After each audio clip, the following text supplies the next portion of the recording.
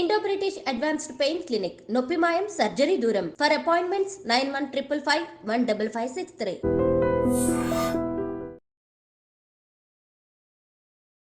Namaste, welcome to iDream Social Spotlight with Kavita.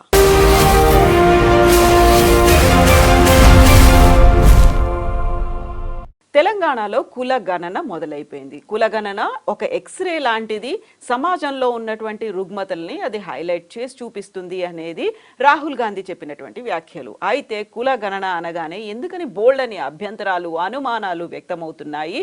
నిజంగా కులగణన ఎందుకోసం ఉపయోగపడుతుంది? మనతో పాటుగా ఉన్నారు పొలిటికల్ అనలిస్ట్ ప్రకాష్ గారు. నమస్కారం అండి. సో కులగణనకి సంబంధించి ఎందుకని ఇన్ని అభ్యంతరాలు వస్తున్నాయి, అనుమానాలు ఎందుకున్నాయి? అంటే రకరకాల కోణాల నుంచి వస్తున్నాయి. ఇదొక మంచి ప్రయత్నం అమ్మ కులగణన అనేది. ఇది చేయడం వల్ల సమాజంలో అట్టడుగు వర్గాల వాళ్ళ జీవన స్థితి అనేది బయటకు వస్తుంది. నేను ఇవాళ పొద్దున్నే ఆ ఫామ్ ఫిల్అప్ చేసేటప్పుడు నన్ను క్వశ్చన్స్ అడిగారు. ఇంటికి వచ్చారు అని చెప్పాను నేను. అందులో అంటే కొంతమందికి ఇది ఎందుకు అని అనిపిస్తుంది. మీకేమైనా అప్పులు ఉన్నాయా అని అడిగారు. ఉన్నాయి అని అన్నాను. నేషనల్ బ్యాంకా ప్రైవేట్ బ్యాంకా? Private bank. దేనికోసం తీసుకున్నారు? ఇల్లు కొనడానికి తీసుకున్నాను. ఇప్పుడు ఇంకా కడుతున్నారా? సుమారుగా ఎంత ఉంటుందని కూడా అడిగారు. ఎంత ఉంటుందో చెప్పాను. 71 లక్షలు ఐజ్ ఆన్ టుడే ఉందని చెప్పాను. చెప్పిన తర్వాత ఇంట్లో ఫ్రిడ్జు ఇవన్నీ ఉన్నాయా, టీవీలు అన్నీ ఉన్నాయా అని అడిగారు. వాళ్ళకి కనబడుతున్నాయి, అన్నీ ఉన్నాయని చెప్పాను. తర్వాత మీరు బైకా కారా అన్నారు. కార్ అని చెప్పాను. తర్వాత మీకు వ్యవసాయం ఉందా? ఉంది. కౌలుకి ఇస్తారా? సొంతమా? ఎన్ని ఎకరాలు ఉంది? మీ వైఫ్ పేరు మీద ఎన్ని ఎకరాలు ఉంది? వైఫ్ ఏం చేస్తారు? అదే మాది బీసీ సామాజిక వర్గం. ఏం కులము? 300 కాపు. నాకు తెలిసి దీనివల్ల ఒక సామాజిక స్థితి ఏంది అనేది ఆ కులంలో ఉన్న వాళ్ళల్లో ఏంటి అనేది ప్రభుత్వానికి ఒక సమాచారం అయితే వస్తుంది. ఒకటి జనాభా తెలుస్తుంది.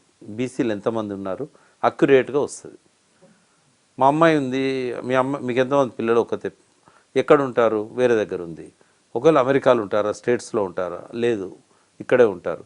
అయితే వాళ్ళ ఇంటికి పోయినప్పుడు అక్కడ వారిది రాసుకుంటారు, అంటే ఓవర్లాప్ కాకుండా. సో ప్రతిదీ కూడా వాళ్ళు ఎన్యూమరేట్ చేస్తున్నారు.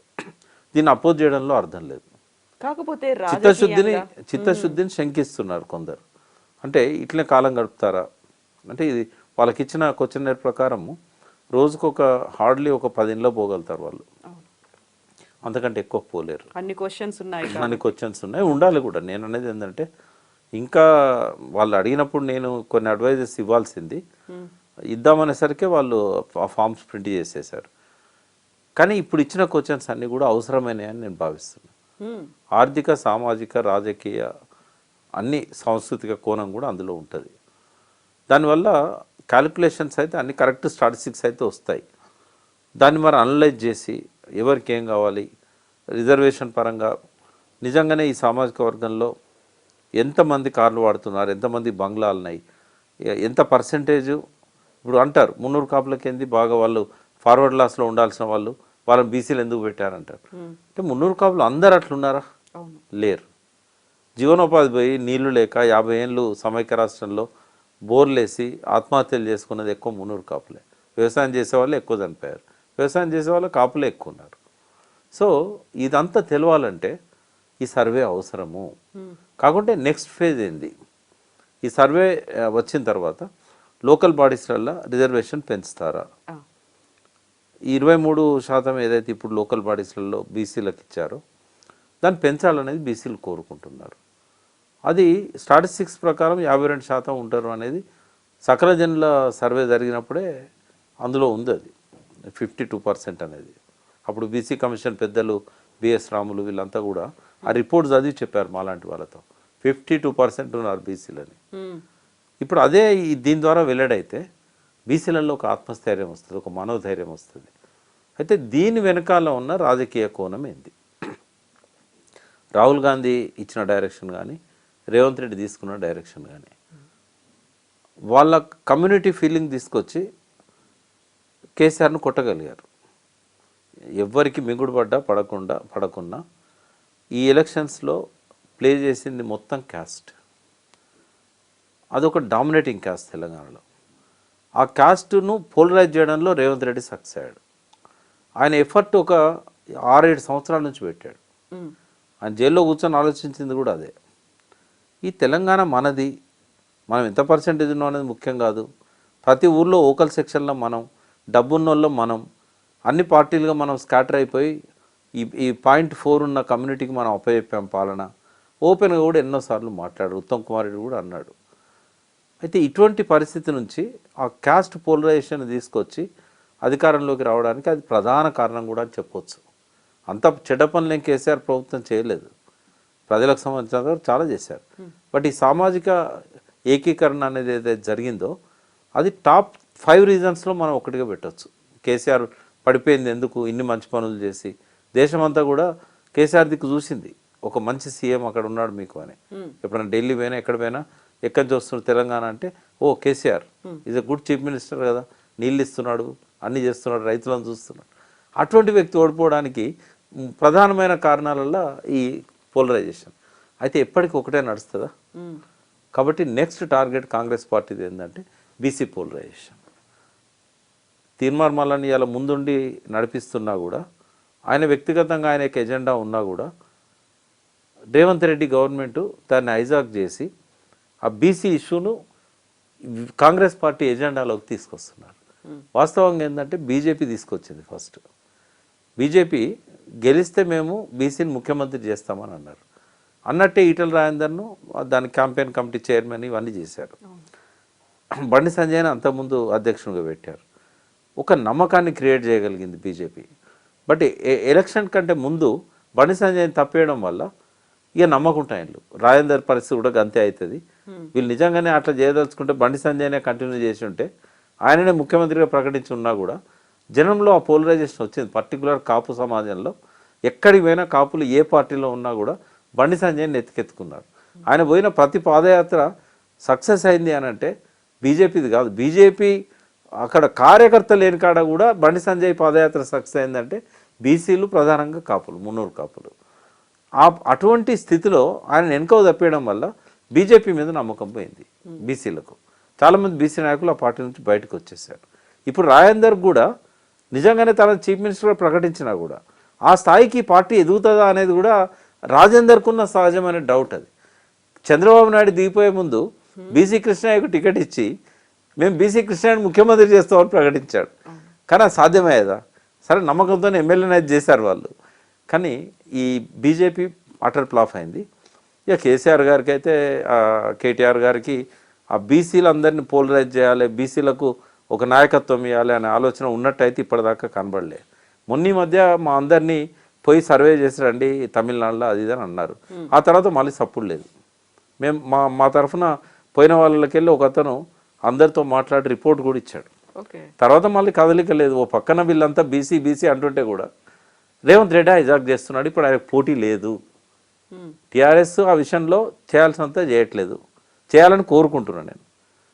రెండవది, తీర్మార్ మల్లన్న చేసినా కూడా కాంగ్రెస్లో పార్ట్ అందులోనే ఇంటర్నల్గా తీర్మార్ మల్లన్నను హైజాక్ చేయడానికి రేవంత్ రెడ్డి ఇది క్యాచ్ చేశాడు. బీసీ కులగణన వెనుక ఉన్న రాజకీయ కోణం ఇది ఖచ్చితంగా కాంగ్రెస్ పార్టీ సక్సెస్ అవుతుంది. అంటే బీజేపీ నమ్మకుంటాయన్లు కేసీఆర్ కానీ కేటీఆర్ కానీ దాన్ని ఎజెండాలో పెట్టడం లేదు. కాబట్టి మళ్ళీ టీఆర్ఎస్ అధికారంలోకి రావాలనుకుంటే ఇది అడిషనల్ ఫ్యాక్టర్గా తోడవుతుంది. ఒకవేళ బీసీ నినాదం లేదు మేము తీసుకోమని అన్నారనుకోండి, మళ్ళీ రేవంత్ రెడ్డికి ఒక అవకాశం మళ్ళీ వస్తుంది. ఆయన బీసీ ముఖ్యమంత్రి చేయాల్సిన అవసరం కూడా లేదు.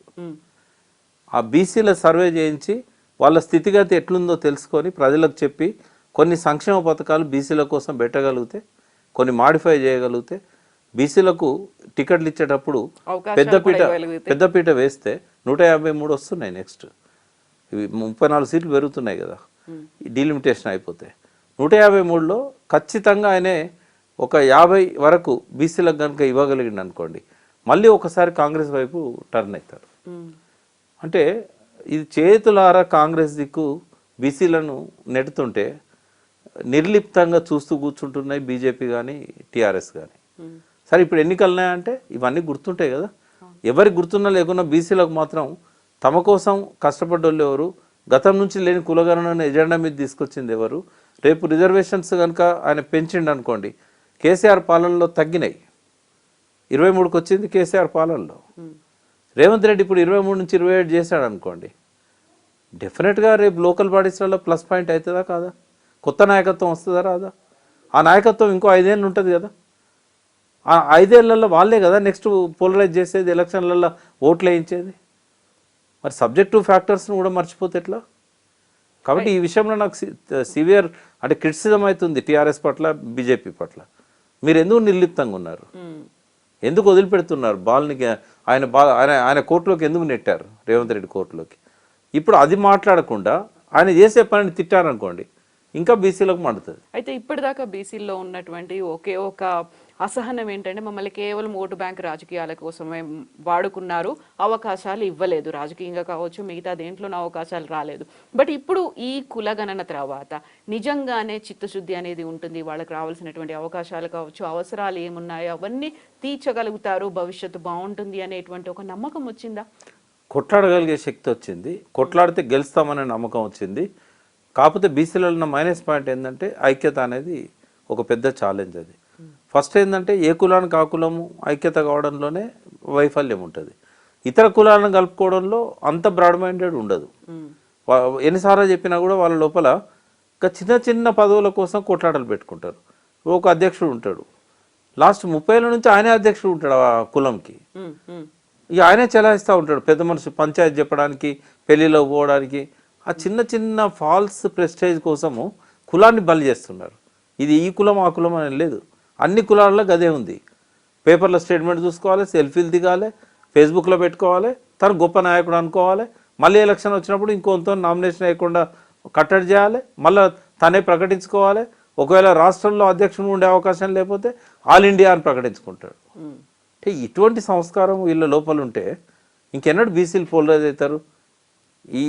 ఈ ఐక్యత అనైక్యత ఏదైతే వచ్చిందో అనైక్యత పోవాలి. యంగ్స్టర్సే ఇవాళ కులాలను లీడ్ చేయాలి. అట్లా కనుక ఎజెండాల అసలు 50-60 ఏళ్ళు కూడా ఎవడు కూడా నాయకత్వ బాధ్యతల్లో ఉండొద్దని యంగ్ జనరేషన్ కనుక తీసుకుంటే బీసీలలో పోలరైజేషన్ వస్తుంది. అయితే ఇక్కడ ప్రైవేట్ వ్యక్తులతో ఎన్యూమరేటర్లుగా వాళ్ళు వస్తున్నారు, అన్ని వివరాలు అడుగుతున్నారు, ఆధార్ ఇవ్వడానికి వ్యతిరేకిస్తున్నారు, లేదు ఎవరెవరో వస్తున్నారని చెప్పి వాళ్ళ మీద కుక్కల్ని వదలడం కావచ్చు, మేము ఎందుకు ఇవ్వాలని గొడవలు పెట్టుకుంటున్నారు. ఇలాంటి ఇన్సిడెంట్స్ అన్నీ కనిపిస్తున్నాయి కదా. వాళ్ళకి ఒక నమ్మకం అనేది లేదా, నిజంగా మేము అన్ని డీటెయిల్స్ ఇస్తే మా డేటా అంతా మిస్యూజ్ అవుతుందేమో, ఇలాంటి డౌట్ అనేది ఎందుకు వస్తుంది? ఇవాళ వాళ్ళు వచ్చినప్పుడు మన మున్సిపల్లో పనిచేసే ఒక కంప్యూటర్ ఎంప్లాయీ మా ఇంటికి వచ్చింది. ఆ టైంకి మా మిస్సెస్ కరీంనగర్లో ఉన్నది. ఆధార్ కార్డు నెంబర్ చెప్పు, నీ దగ్గర ఉంది కార్డు అంటే ఎందుకు చెప్పాలి? వాళ్ళు వచ్చినప్పుడు పోలీసులో ఫోన్ చేయమని టీవీలో సోషల్ మీడియాలో యాడ్స్ వస్తున్నాయి, నువ్వేమి చెప్పకు అంటే, ఇక్కడ పనిచేస్తామే మున్సిపల్ ఆఫీసు, ప్రైవేట్ వ్యక్తి కాదు అంటే, లేదు ఇవ్వకు అంటే ఒక భయం. మా ఇంట్లోనే ఆ భయం వచ్చింది కదా. అంటే ఈ టైంలో అటువంటి యాడ్స్ అంటే వాళ్ళు బ్యాంకు వీటి ఓటీపీలు వాటి గురించి ఇస్తున్నారు, అన్ని ఆధార్కి లింక్ చేసి పెట్టుకున్నారు. ఆధార్ లింక్, కానీ ఆధార్ అనేసరికి డౌట్లు వస్తాయి, వాళ్ళు నచ్చ చెప్తున్నారు. అట్లాంటిది ఏముండదు, మేము గవర్నమెంట్ నుంచి వచ్చాము. ప్రైవేట్ వ్యక్తులు అంటే అవుట్ సోర్సింగ్ నుంచి వచ్చిన వాళ్ళు కొందరు ఉంటారు. బట్ ఈ ఆధార్ ఇచ్చినంత మాత్రాన ఏం జరగదు. ఓటీపీ కనుక ఇస్తే డబ్బులు మాయమవడం కానీ ఇట్లాంటివి జరుగుతాయి. ఆధార్తో లింక్ అయినంత మాత్రాన కేవలం ఆధార్ నెంబర్తో ఏమీ కాదు. అయితే కొన్నిసార్లు ఏంటంటే ఈ సాఫ్ట్వేర్లో ఉన్న కొన్ని లోపాల వల్ల ఆ స్కామ్స్ కూడా జరుగుతున్నాయి ఆధార్ నెంబర్తో. ఇప్పుడు నాకు ఎన్నోసార్లు ఫోన్ వస్తుంది, మీ పేరు మీద ఒక పార్సల్ డెలివరీ చేయడానికి వచ్చారు, మీరు అది రిఫ్యూజ్ చేశారు, మీరు ఫలానా పోలీస్ స్టేషన్ ఫోన్ చేయండి అని చెప్తారు. అయితే నేను ఒకసారి చేశాను పోలీస్ స్టేషన్, వాళ్ళు బాంబేలో ఉన్న తైవాన్లో నేను పంపిన పార్సల్ తైవాన్ పోయిందని, నా ఫోన్ నంబర్ దానికి లింక్ అయి ఉందని, అక్కడ పార్సల్ తీసుకోలేదు కాబట్టి మీరు పోలీస్ స్టేషన్ ఫోన్ చేయమని బిఎస్ఎన్ఎల్ నుంచి చేసినట్టుగా చెప్పారు. నాకు టెలికాం రెగ్యులేటరీ అథారిటీ నుంచి చేసినట్టు. నేను పోలీస్ స్టేషన్ ఫోన్ చేశాను. చేస్తే వాడు డైరెక్ట్ ఏమడుగుతాడంటే, మీకు సంబంధించిన బ్యాంక్ డీటెయిల్స్ అన్నీ ఇవ్వండి. బ్యాంక్ డీటెయిల్స్ వానికి ఎందుకు ఇవ్వాలి, మేము పోలీస్ స్టేషన్ నుంచి మాట్లాడుతున్నాం అంటారు. అంటే మీ ల్యాండ్లైన్ నంబర్ చెప్పండి, నేను ఎంక్వైరీ చేస్తాను, ఫోన్ పెట్టేశాను. ఇట్లా ప్రతిరోజు కొన్ని వేల కాల్స్ ముంబై నుంచి వస్తున్నాయి. సైబర్ క్రైమ్ అనేది ఎంత దారుణంగా ఉందంటే ఇవన్నీ తెలిసి కూడా కంట్రోల్ చేయలేకపోతున్నారు. వాటి వల్ల ఈ భయానక వాతావరణం వచ్చింది. ఆధారిస్తే ఏమవుతుందో అనే భయం వచ్చింది.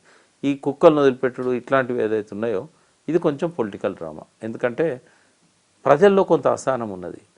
ఇప్పుడు సిటీలో ఉన్నోళ్ళు కొంత డిసిప్లిన్తో ఉంటారు, ఎందుకంటే వీళ్ళు వచ్చిన వాళ్ళకి ఏం సంబంధం ఉంటుంది, రేవంత్ రెడ్డి రైతు బంధు ఇవ్వకపోతే వీళ్ళని ఎందుకు అనాలి మనం అని ఉంటుంది.